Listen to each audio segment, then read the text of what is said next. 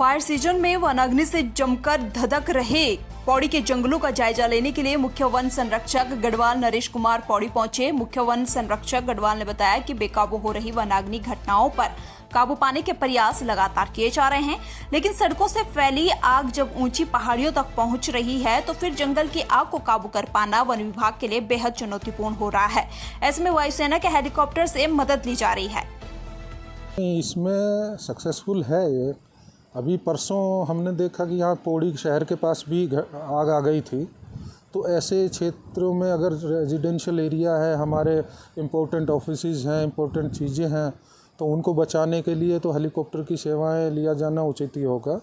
और अभी जैसे आज हम गए थे अद्वानी, हमारा जो क्षेत्र है वहाँ पे बड़ी फायर थी। नीचे गांव था तो हम लोग कोशिश कर रहे थे फायर लाइन काट दे, सब जगह से काट रहे थे, लेकिन क्षेत्र बहुत बड़ा है तो हेलीकॉप्टर की वहाँ मदद ली गई।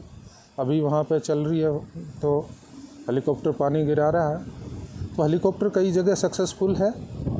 अब ये है कि रोज़ तो मतलब बहुत लार्ज और डेंजरस फायर है तो उसके लिए तो ठीक है। मतलब उत्तराखंड में बढ़ रही वनाग्नि की घटनाओं पर कांग्रेस के पूर्व प्रदेश अध्यक्ष और वर्तमान में लोकसभा चुनाव की गढ़वाल संसदीय सीट से कांग्रेस प्रत्याशी गणेश गोदियाल ने चिंता जाहिर की है।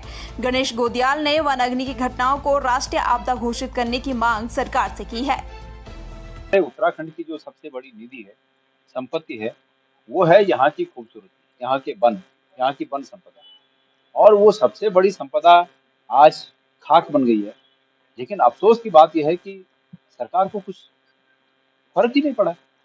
सरकार के लोग, मुख्यमंत्री जी दूसरी जगहों पर, दूसरे राज्यों में चुनाव प्रचार में व्यस्त हैं। मैंने अभी अपने फेसबुक के माध्यम से ये मांग की है कि इतने बड़े पैमाने पर जो उत्तराखंड के जंगल जल चुके हैं और अभी लगातार जल रहे हैं, ये राज्य नहीं बल्कि राष्ट्रीय आपदा है। क्योंकि हम पर्यावरण को स्वच्छ करने में बहुत महत्वपूर्ण योगदान देते हैं। और जिस प्रकार से कहा जाता है कि कुछ राज्यों में पराली जल जाती है तो दिल्ली का वातावरण बिगड़ जाता है, तो आज तो इतने बड़े पैमाने पर जंगल जल रहे हैं कि निश्चित रूप में कार्बन इतना उत्सर्जित हो गया है कि पर्यावरण पे बड़ा खतरा बन गया है। उत्तराखंड के जंगलों में लगी आग के चलते कई हेक्टेयर जंगल राख हो गए हैं। ऐसे में कांग्रेस विधायक सुमित हृदयेश ने आरोप लगाते हुए कहा कि इस समय पूरा उत्तराखंड जंगलों में आग के संकटों से जूझ रहा है। जंगलों में आग लगने के चलते प्राकृतिक संतुलन बिगड़ चुका है, लेकिन सरकार का इस ओर कोई ध्यान नहीं है और सरकार का ध्यान केवल चुनावों पर केंद्रित है। उसे आम जनजीवन से कोई सरोकार नहीं है। कई सारे संकटों से इस समय उत्तराखंड प्रदेश की जनता का सामना करना पड़ रहा है। वन्य जीवों के संरक्षण की अगर हम बात करें, वन्य जीव भी ऐसे हैं जो हमारी ये संपदा है धीरे धीरे ध्वस्त और नष्ट हो रही है। सरकार बिल्कुल धुआं हो चुकी है और सरकार को कोई जन सरोकार से, जनहित से हमारी जो ये वन्य जीव हैं, जो हमारी संपदा है, इसके संरक्षण से कोई लेना देना नहीं है। मैंने आपसे उस दिन भी आपके सामने वो टोल फ्री नंबर जो जारी करा गया था, डायल करा था, वो स्विच ऑफ है। अब जाके 2-3 दिन पहले से चालू हुआ है, जब पूरे 600 हेक्टेयर से ज़्यादा जंगल में आग लग चुकी है। जगह जगह लोगों को रिहायशी क्षेत्रों तक ये आग पहुंच चुकी है, लोगों की जान जा चुकी है, लेकिन सरकार गहरी नींद में सोई हुई है। वहीं पे साथ ही साथ, क्योंकि इस वर्ष हिमपात भी नहीं हुआ है, जल जितने स्रोत हैं सब सूखे हुए हैं, जल स्तर गिर चुका है, ट्यूबवेल लगातार जगह जगह फूक रहे हैं, पानी की किल्लत हो रही है, त्राहिमाम हो रखी है।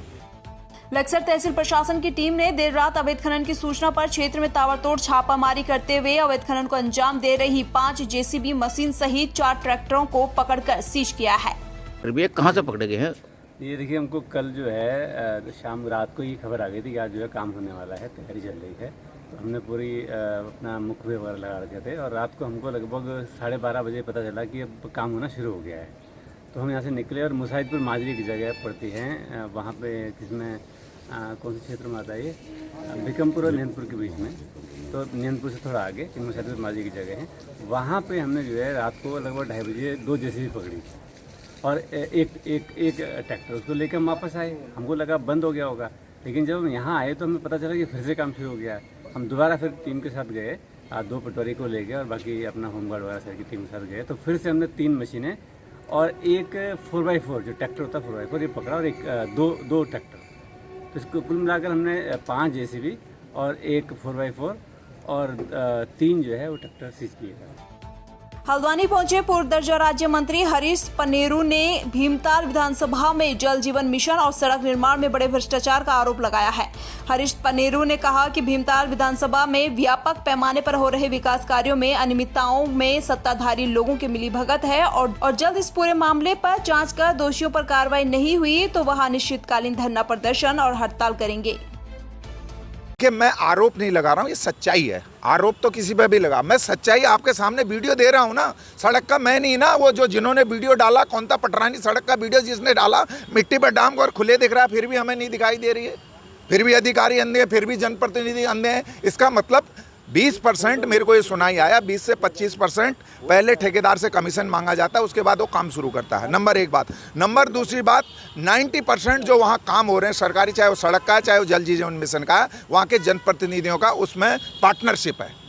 उनकी मशीनें हैं, उनकी जेसीबी हैं, इसलिए भ्रष्टाचार पर अधिकारी उस पर हाथ नहीं डाल रहे हैं। और मैं जिलाधिकारी को पुनः आपके माध्यम से कह रहा हूं कि जिलाधिकारी ने हिम्मत दिखाई, उन्होंने जो भ्रष्टाचार के मुद्दे मौके पर पकड़े हैं, मेरी जुबान नहीं है, जिलाधिकारी जी ने कहा यही से कि भैया जब स्रोत का तुमने लेवल ही नहीं है, ये पशु के पानी क्यों बजाय, सब जगह से यही शिकायत आ रही है।